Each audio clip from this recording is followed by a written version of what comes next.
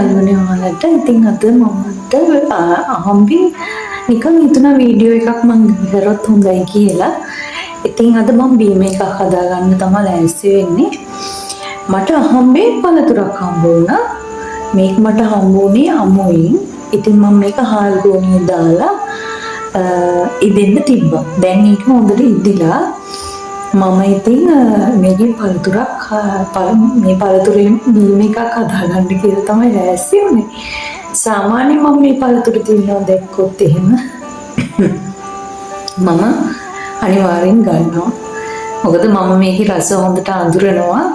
මොකද මම ගමේ හැදුණු වැඩන කෙනෙක් කියලා මගේ වීඩියෝ වල ඉඳන් බලන කෙනෙක් ගන්නවා. ඉතින් පුංචි කාලේ ඉඳන් ගමේ කෑම වලට ගොඩාක් ඇල්මක් දක්වන කෙනෙක් විදියට මම මේ වගේ පළතුරක් දැක්කොත් අතාරින්නේ නැහැ. බලන්න මේ පළතුර අඳුරනවද කියලා. අඳුරනවා නම් කමෙන්ට් එකක් දාගෙන යන්න. අන්තිමේදී මම කියන්නම් ඒ උනාට මොකද්ද මේ කියලා. ඉතින් මේ පළතුර හරි මම කියන්නම්කෝ. මේ තමයි ලාවුලු මම ලංකාවේ දන්න විදිහට වර්ග දෙකක් තියෙනවා. ඉංග්‍රීසි වලින් ලාවුලු වලට එග් ෆෘට් කියලා කියනවා. ඉතින් කොහොල්ල ලාවුලු කියලා එකක් තියෙනවා. අනිත් එක රට ලාවුලු කියලා එකක් තියෙනවා. එතකොට මේක රට ලාවුලු එක. ලොකුවට තියෙන එක රට ලාවුලු. කොහොල්ල ලාවුලු කියන්නේ මේ ලාවුලු එක පොඩි අපේ ගෙදර තියෙනවා මහ ගෙදර. ඒක පොඩි අර කොහොල්ල ගතිය වගේ එක වැඩි. හැබැයි ඒක රසත් වැඩි. මේකට වැඩි. ඉතින් මේකෙන් අද මම ජූස් එකක් හදනවා. ඉතින් මම ඒක එකතු වෙන්න අපි එකතු වෙලා ජූස් එකක් හදමු. ඔයාලත් හදලා බලන්න කොහොමද රස කියලා. ඇත්තටම මේක රස විතරක් නෙවෙයි. මේක ඖෂධීය ගුණයෙන් උපරිමයෙන්ම තියෙන ලංකාවේ ගස් යට කුණු වෙලා යන කවුරුත් ආස නැති කන්න වැඩිය හොඳ පළතුරක්. ඉතින් අතාරින්න එපා. මේක බබාලට විතරක් නෙවෙයි. බබාලට නම් ගොඩාක් හොඳයි. බබාලට විතරක් නෙවෙයි වැඩි හිටියයටත් සෑහෙන්න ශරීර සෞඛ්‍ය පවත්වාගෙන යන්න ඇත්තටම ගුණදායක පළතුරක්. දැක්කොත් අතාරින්න එපා. අරගෙන කන්න.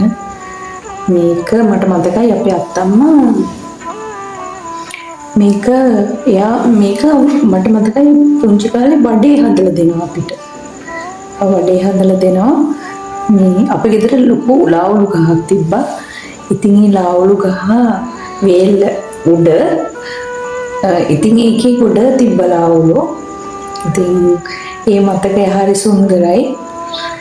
ඉතින් ඒ මතකයත් මතක් කරගෙන බලමු ඉතින් මේ ජූස් එක උත් හදාගෙන කොහොමද හදාගන්නේ කියන එක බලලා ඉන්නු. ඉස්සර වෙලා මම මේක සෝදාගෙන ඉන්නවා.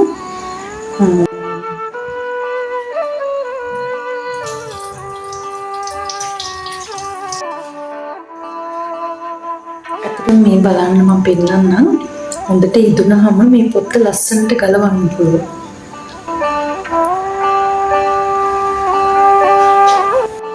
ඇත්තටම මේ වීඩියෝ එක කරන එකෙන් මම බලාපොරොත්තු වුණේ ඇත්තටම තරුණ පරම්පරාව විදියට මේ වගේ වීඩියෝ කරලා සමාජයේ ට්‍රෙන්ඩ් එකක් ඇති කරනවා නම් අපෙන් දුරස් වෙලා යන අපේ සාම්ප්‍රදායික ආහාර රටාවන් අයිත් සමාජගත කරන්න අපිට පුළුවන් නම් සමාජයේ ඇති ගොඩක් ප්‍රශ්න වලට විසඳුම් හොයාගන්න පුළුවන්.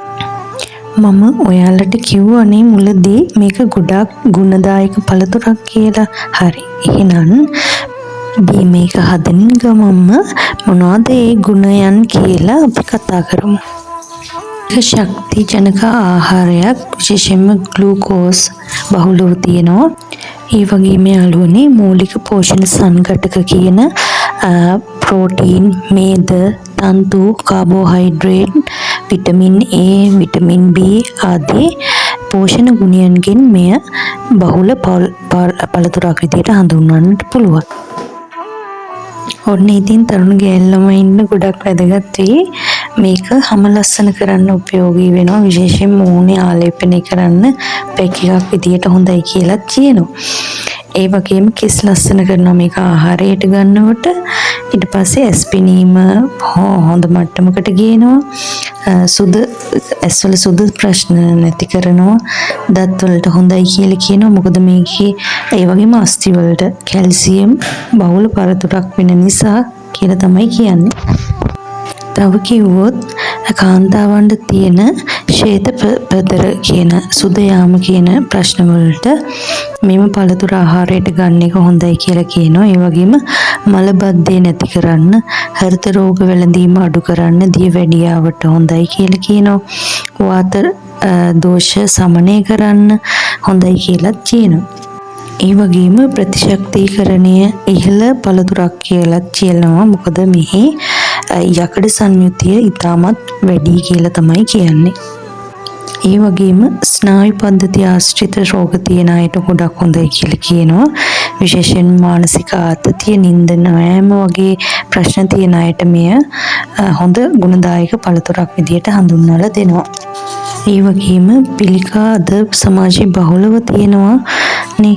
ඉතින් පිළිකා නාශක පළතුරක් විදියට තමයි මේ ලාවුලු කියන පළතුර හඳුන්වලා දී තියෙන්නේ. ඔන්න යාළුවනේ මේ දවස්වල ගොඩක් රස්නේ වැඩිනේ.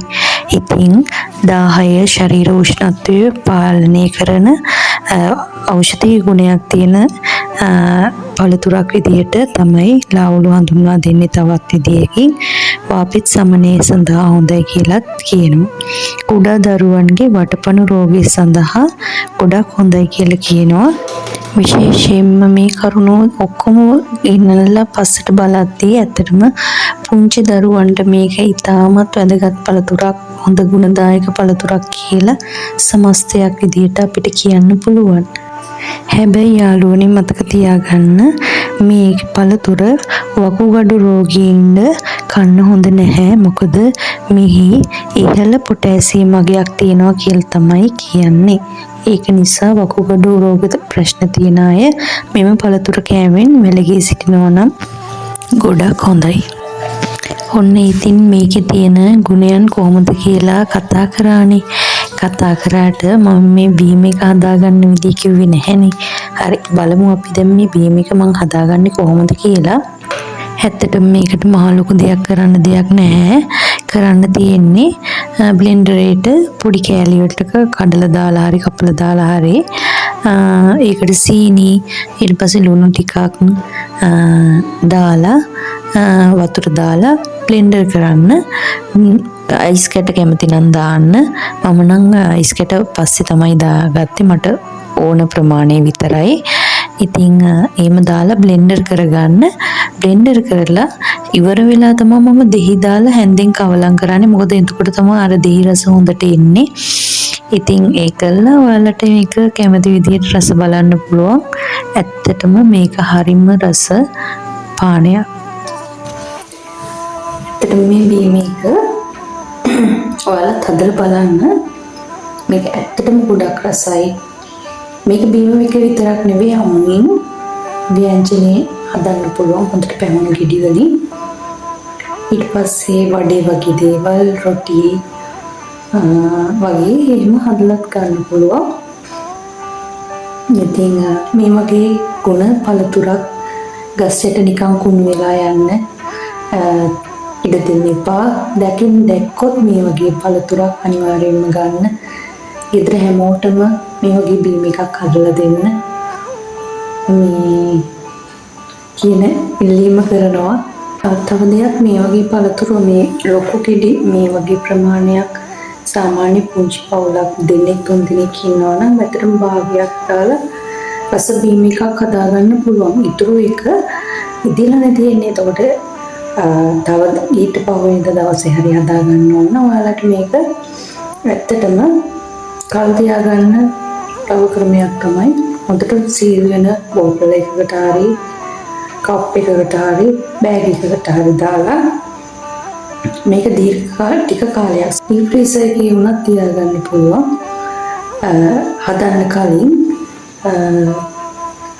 මේ වගේ පළුවක් වගේ කපලා ඉතුරු වුණොත් ඉතින් ඉදිලා එකපාරටම ඉදිලා මේවා වැඩිපුර අර ගස් යට අපතේ යන්නේ ගොඩාක් ඉදිලා කියන්නේ කල් තියාගන්න ක්‍රමයක් නැති නිසා ඉතින් ඒ වගේ ඩීප් ෆ්‍රීසර් එකකට දාලා අපිට මම කිව්වා වගේ තියාගන්න පුළුවන් කල් තියාගන්න පුළුවන්.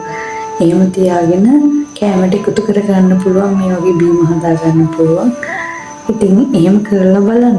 ඉතින් හදිසියෙම ගෙනපු වීඩියෝ එකක් කිසිම ඇත්තටම මට ලෑස්තියක් තිබ්බේ නැහැ වීඩියෝ එකක් කරන්න ඕනේ කියලා. ඒ වුණාට මේ පළතුරේ ಗುಣ ගොඩක් තියෙන නිසා සහ ගොඩක් අය කන්න මේක අකමැති කරන නිසා දන්නේ නැතිකම නිසා මට හිතුණා මේ ඉතින් මම මේ හදනින් ගමන් මේ වීඩියෝ එක මම ඔයාලට ගෙනාවොත් හොඳයි කියලා. ඉතින් මේ වීඩියෝ එකෙන් මොනවා හරි ගත්තා නම් ඒක මගේ ඇත්තටම සතුට. ඉතින් අලුත් වීඩියෝ එකකින් අපි ආයෙත් හමු වෙමු. ඔයාලා හැමෝටම ගොඩාක් ආදරේ.